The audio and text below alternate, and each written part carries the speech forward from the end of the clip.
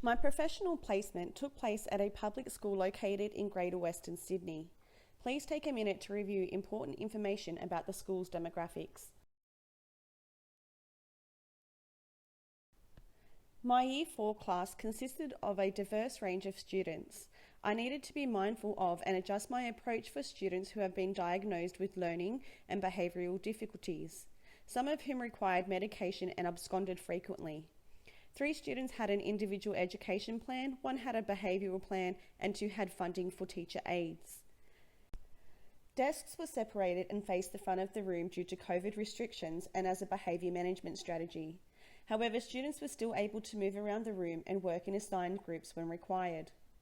Behavioural expectations were displayed and a class table point and raffle ticket reward system were used in conjunction with star cards as an incentive for students to take control over their learning, promoting safe and respectful learning environments. Students were made aware of learning outcomes and lessons were generally relevant to student lives. All students were technologically literate. 2/3 of students demonstrated a sound understanding and were meeting outcomes in all key learning areas, with the remaining requiring additional support. It was often difficult to engage these students in any deep learning, particularly during literacy lessons. They did not contribute to discussions, were extrinsically rewarded, teacher reliant, or were carried by other students during group work and were often not on task. So as a future teacher, I need to know what strategies work best to engage students' learning during literacy lessons. To shift the focus from behaviour to learning and from teacher control to student learning, I have decided to implement dialogic teaching and learning as a 21st century strategy to implement high cognitive, high effective and high operative literacy experiences that strengthen student motivation and engagement. Literacy in the 21st century context requires students to engage with and create a range of multimodal texts in different contexts. Dialogic teaching and learning equips students with the necessary life skills to do so. An increasingly globalised world means that students need to be able to participate and successfully engage with people from different contexts, countries and cultures. This requires collaboration, communication, problem solving and critical thinking skills. Furthermore, dialogic teaching reflects insider classrooms, as there is a strong focus on substantive conversations about learning that encourage student control and voice. Talking and listening as processes are integral parts of literacy practices. Engagement occurs when students are recognised and become valuable members of the learning community. This reflects my teaching philosophy to provide a comfortable environment where students feel safe to explore, experiment, take risks and share ideas that are relevant to their lives and develop critical thinking skills. It is not enough to simply ask students to share their ideas. Exploratory talk allows students to think together about the task, give reasons for their opinions, evaluate alternatives and ultimately reach an agreement. This is a new way of learning that may take some time for students to get used to. I will need to be conscious of the messages and the vocabulary that I am using to engage my students. Ground rules need to be established so that students feel comfortable and safe enough to make guesses, give reasoned answers, disagree, and collaborate to solve problems. Carefully planned learning experience sit at the heart of the ME framework. In this mini unit of work, students will be learning how to write an information report about rainforests. During the first experience, the teacher will facilitate a whole class discussion comparing 2 different information reports. Students will be asked which report they think is more informative and why. The teacher will model how language choices work to shape the meaning in a genre, as well as note-taking, recording student ideas and thoughts on the interactive whiteboard. Open-ended questions will be used to develop higher order and critical thinking skills. These type of questions allow teachers to monitor, guide, and stimulate students' thinking and reasoning. Students will use Think, Pair, Share to discuss what a rainforest is and what they already know about it. A further whole class discussion will take place to decide what the students want to know about rainforests and what the research questions should be. The twist here is that it will now be the students who choose who is next by nominating other pupils to contribute to the whole class discussion. Please take time to review experience 2. This is the exciting part. In Phase 3, groups will then present their work for the rest of the class to critically evaluate. The teacher will position herself at the back of the room, allowing students to assume the role of the teacher. A selected number of the group will act as the note taker or the editor. Students will discuss each group's choices concerning their research by posing critical or reflective questions, thoughts, statements, or answers. Each group will have the opportunity to change, add, or delete information or decide whether further research is required. Munns and Woodward remind us that engagement is multifaceted. It is therefore fitting that multiple sources of information are reviewed to evaluate each experience.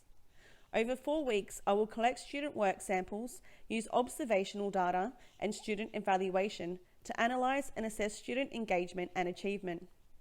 The collection of these data types will be judged against the ME framework in relation to insider classrooms and the Australian curriculum. It will provide evidence that enables me to reflect on the success of my pedagogical approaches and adjust my teaching practices based on McNiff's concept of action research. I plan to collect observational data on student engagement throughout the mini unit of work using the following markers of engagement. It is important to remember that observing and recording information simultaneously can be challenging and that surveillance can affect student performance. Observational data will become more apparent during experiences 2 and 3, where I will have more time and opportunity to step back as a facilitator to closely observe students' ability to participate in student-led dialogic conversations, work collaboratively, choose relevant information, share ideas, and respond critically to their peers. I will need to observe students' individual contribution and their ability to work collaboratively. This endorses a student-centred approach to learning by collecting multifaceted data to inform student engagement and will allow me to note any change in engagement or disengagement. Group work samples will be analysed after Phase 3. Samples of student work in the draft phase will be collected and compared to their final report, where a more formal summative assessment will take place. Student work is easily accessible through Google Classrooms and will be annotated in conjunction with my observational assessment. Self-evaluation is a key characteristic of an insider classroom. It allows students opportunities to openly communicate their thinking, feelings, and development as learners. Students will participate in self-evaluation and reflection of their learning after all 3 experiences by answering questions designed using the REAL framework. The questions are intended to invoke feelings, thoughts, and actions that allow students to contemplate the dialogical process in a way that is meaningful to them. Students may have trouble articulating their responses, so I have given them the opportunity to write, draw, or record their responses using an iPad. Student self-assessment helps develop student metacognition and allows me to identify the need for differentiated learning, modifying teaching or learning practices, and monitoring change over time. One of my first considerations in analysing the data is to be mindful that this process could be the first opportunity students have had to freely and critically evaluate their peers, and may also have difficulty articulating their learning. Students will need to be guided through the process, and results will only become clear over time. To assess the value of dialogic teaching, I will identify, measure, and reflect on student engagement, as well as my pedagogical practice, guided by syllabus outcomes, the ME framework, and the Australian Professional Standards for Teaching. By examining the quality of talk occurring in my classroom, I will then be enabled to identify gaps and needs in my pedagogical practice and how this is affecting student learning. My 3 dialogic learning experiences should prompt deep and critical thought processes, extend student understanding, and enable student interest, empowering students as active and valued agents in the classroom. Each collection of data will be analysed against markers of engagement and markers of achievement. All 3 methods of data will be analysed together to provide a holistic view of student engagement. This will allow me to identify disengagement in the learning processes and provide opportunities to implement specific strategies for improvement. Work samples will measure students' cognitive ability to plan, draft, and edit an information report using appropriate language and research capabilities.